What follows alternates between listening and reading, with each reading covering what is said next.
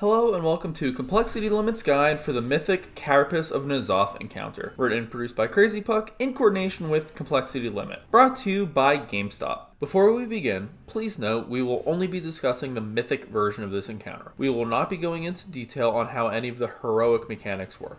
If you want to learn more about how the heroic mechanics work or the basics of the boss overall, please check out our heroic boss guide on the channel.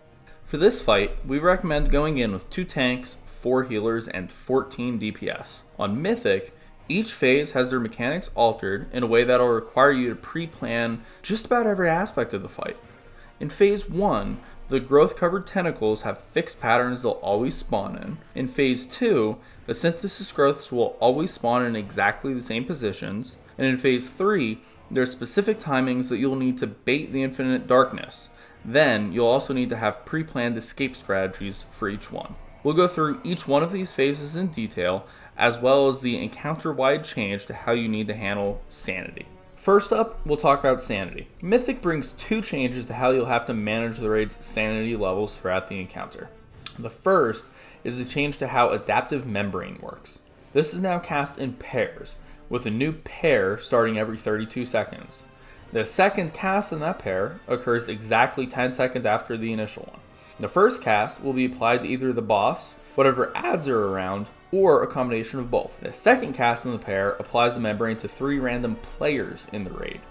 Players can break their membrane by taking damage from any of the fight's mechanics until it breaks the absorb shield. Going along with this change in Adaptive Membrane is the way the Sanity orbs work. When a membrane that was applied to the boss, to a synthesis growth, or to a player is broken, it'll drop a large blue Sanity orb. When anybody runs over this orb, it'll explode and restore 10 Sanity to every player that's within 20 yards of it. If the membrane is applied to any other mobs and then broken, it'll drop the smaller yellow Sanity orbs that you're familiar with from Heroic. The second really big change to Sanity is the way the Legendary Cloak works. On Mythic, you'll lose access to the extra action button for the Legendary Cloak immediately upon entering Phase 2, meaning from that point on you'll need to manage Sanity more carefully. Okay, so let's get into the fight itself. In Phase 1, the big change is the growth-covered tentacles. You'll deal with 2 sets of the tendies total, and they'll each have a set pattern. The first set is 4 tentacles, and the second set has 2. For each set, there will be 12 total hemorrhages split across all the tentacles. Each set of tendies will be blocking paths to walk from one section to another, causing you to split your raid up. For set 1, it'll be 2 groups of 2, and set 2 has 2 tentacles in a V-shaped pattern. To deal with the first set, you'll want your melee players, 2 healers, and your tank holding the boss in the northern section. Most of your ranged DPS, the other tank, and the other 2 healers in the middle section, and the 2 ranged DPS, preferably warlocks, in the bottom section. When you kill off all the hemorrhages attached to a tentacle, that specific one will go away, letting the group who is blocked off by it proceed to the next section. While you're dealing with this group of tentacles, the northern and middle sections will also each have a Gaze of Madness ad spawn on the western side of the room. When they spawn, the Gaze ads are the top priority, and you should interrupt their cast 2 to 3 seconds into the channel. For the second set of tentacles, you'll want everybody in the raid in the upper section except for your warlocks, who should be in the lower section. Again, you'll have Gaze of Madness ads spawn, one in the upper section and one in the lower section, and they'll be kill priority. Once all of the hemorrhages in the upper section die, everybody in the raid, except the warlocks, should use their extra action button, which will fly them down to the bottom section, and then they proceed to kill off the remaining hemorrhages. Outside of that, the rest of Phase 1 is just the same as Heroic. Tanks should swap at 2 stacks, Madness Bombs need to move away from the group, and healers need to make sure they keep players affected by mental decay alive. When the Adaptive Membrane is applied to players in this phase, it should pretty much just be ignored. Don't bother breaking it, it's not really worth it. At 50% health on the boss, he'll begin entering Phase 2 just like on Heroic. While you're running down the tunnel to chase him, your raid sanity will be reset to 100. Mythic's Phase 2 of this fight is actually pretty straightforward. You kill all 16 synthesis growths. Really, that's it. You don't fight the boss in Mythic's Phase 2, you just have to kill the growths, and then you move on to Phase 3. We recommend splitting your group with 9 people to the left side and 11 people to the right side. Just like in Heroic, the growths themselves will have set spawn locations, with 7 of them on the left and 9 on the right. Split your tanks and healers evenly, and send your top 3 target cleave classes to the right hand side. Fire mages and Havoc Demon Hunters are absolutely insane for this. Once you've filled the right side with your best cleave classes, the remaining DPS get assigned to go left. Again, just like in Heroic, you'll need to be careful of the Madness bombs during this. They can actually be applied to the mycelial cysts here, which makes them pretty dangerous. Now, speaking of those mycelial cysts, they have a new ability here called Reactive Mass. This will activate the moment a cyst first takes damage and lasts 10 seconds. At the end of this cast, the cyst will become untargetable for 20 seconds. At the end of this 20-second period, the cyst will explode for heavy damage within a red targeting circle around it, and then begin this process over. As such, you'll want to assign one person to each side who will run ahead and tag the cysts on the top of the ramps early on, but in a staggered order, 1 to 2 seconds apart. By doing this, you'll ensure there's always going to be a safe spot to stand where you won't get exploded on from one of these cysts. After both sides are done killing off their growths, the boss will transition into phase 3 and run down that last hallway. Jump down the ramp and follow him down that hall. Phase 3 on Mythic is where most of the fight's real difficulty lies. Fortunately, the phase is extremely scripted. You'll start with the raid standing in melee range of where Psychus begins the phase, and you'll want to have a Warlock drop a gateway facing the right hand side of the room, going across the mycelial cyst line on the ground. A few seconds after the cysts go down, Psychus will cast Infinite Darkness for the first time. The moment the cast completes, the entire raid needs to click the gateway and fly over towards the circle marker. While the cast is completing and you're using the gateway, you'll get a set of attendees from the side of the room. They shouldn't pose too much of an issue, just make sure you don't get hit. After you land from the gateway, nuke the boss.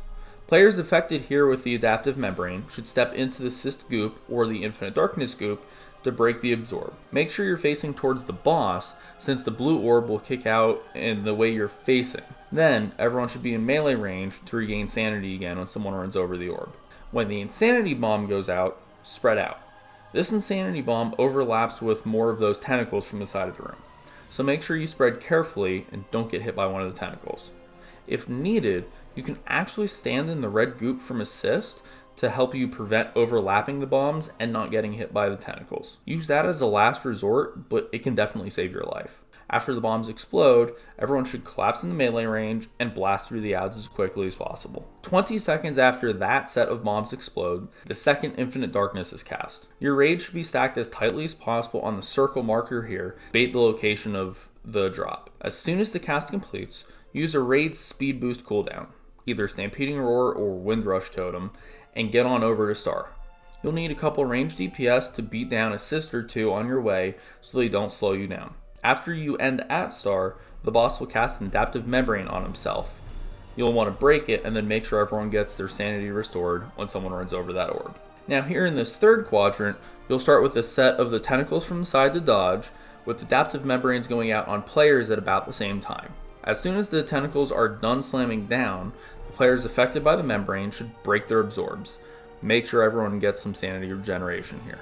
About 10 seconds after that, you'll have the tentacles and insanity bombs both cast at the same time overlapping.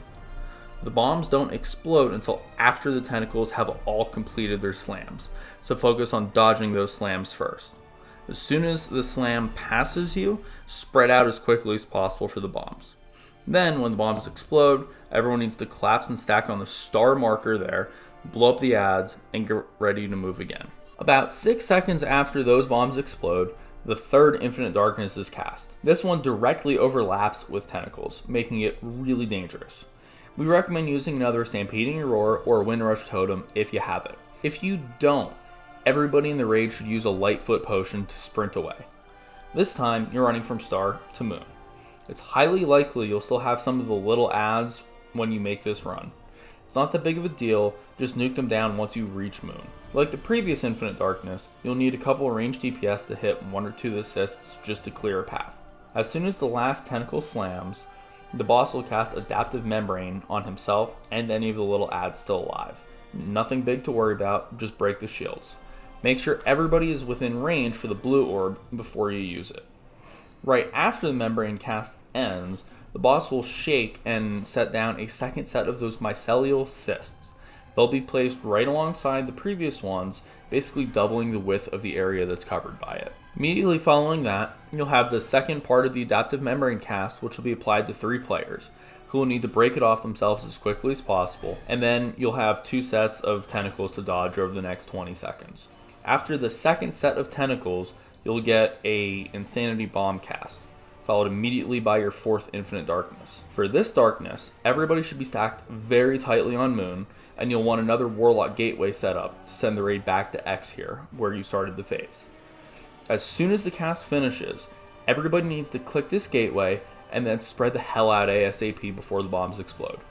From the time you're able to click the gateway, it's about 6 seconds until the bombs themselves actually explode.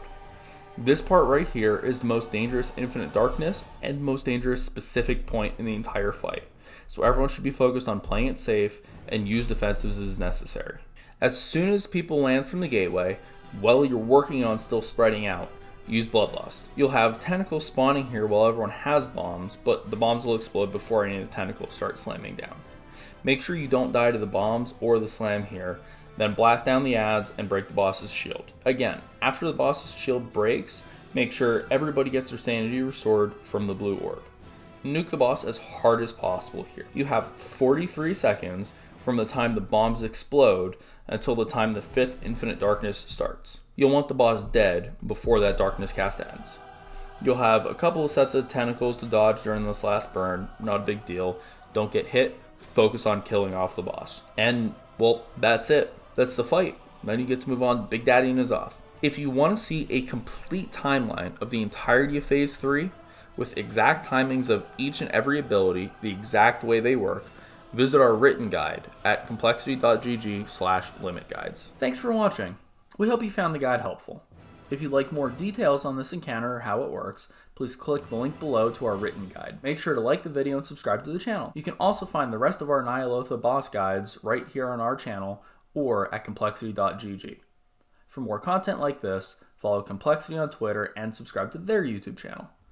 To keep up with Limit's race for World First, follow them on Twitter. Happy raiding!